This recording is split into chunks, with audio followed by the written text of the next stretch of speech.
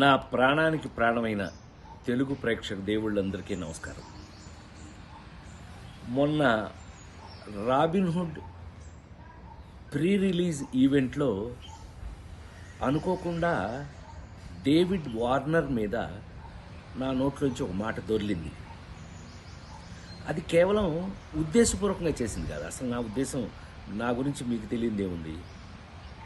ఆ ఫంక్షన్కి వచ్చే ముందు మేమందరం కలిసి ఉన్నాం. ఎంత అల్లరి చేశాము అని అంటే గనక, నితిన్ని అతన్ని మీరంతా నాకు పిల్లలు లాంటి వాళ్ళు అన్న అంటే గట్టిగా వాటేసుకుని, నేను మెదలకుండా ఉండకుండా, నువ్వు యాక్టింగ్ చేస్తున్నావు కదా, నువ్వు యాక్టింగ్లోకి రా, నీ సంగతి చెప్తానన్నా. అంటే అతను అన్నాడు, మీరు క్రికెట్లోకి రండి, మీ సంగతి చెప్తానన్నాడు. ఇలా మ్యాక్సిమం అల్లరి చేసాము. అల్లరి చేసి ఆ ఫంక్షన్కి వచ్చాము. ఏది ఏమైనా I love David Warner. I love his cricket.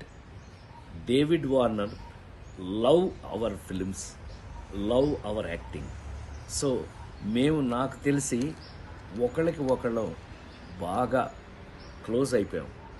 ఏది ఏమైనా ఈ జరిగిన సంఘటన మిమ్మల్ని ఏదైనా మనసు బాధ పెట్టినట్టయితే, ఎవరినైనా తెలియకుండా, నేను నిజంగా ఉద్దేశపూర్వకంగా అన్నది కాదు కాబట్టి, అయినా కూడా ఐ ఫీల్ వెరీ సారీ. నేను మీ అందరికీ సారీ చెప్తున్నాను.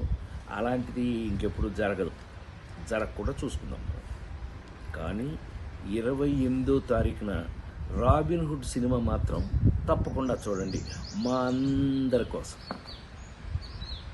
మీ అందరికీ నిజంగానే అది దాని సర్ప్రైజ్ అని సినిమాలో చేయటం కాదు, నిజంగా మా వెంకీ కుడుములను ఈ నితిన్ వీళ్ళిద్దరు కలిపి డేవిడ్ వార్నర్ గారిని పట్టుకొచ్చారు.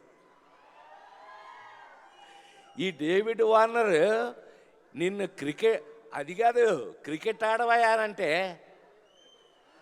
అంటున్నాడు. దొంగమ్మడాడు, మామూలుడు కాదండి వీడు. ఏ వార్నర్, బీ వార్నింగ్. నాకు చాలా కాలం తర్వాత మీ అందరి ముందు మనస్ఫూర్తిగా చెప్తున్నాను, రాబిన్హుడ్ లాంటి సినిమాలు ఇంకా ఎన్నో చేయాలని, వెంకీ ఎంతో పెద్ద పొజిషన్కి వెళ్ళాలని, ఇందాక వాళ్ళ ఫ్రెండ్స్ క్లాస్మేట్స్ వాళ్ళు కూడా విష్ చేశారు.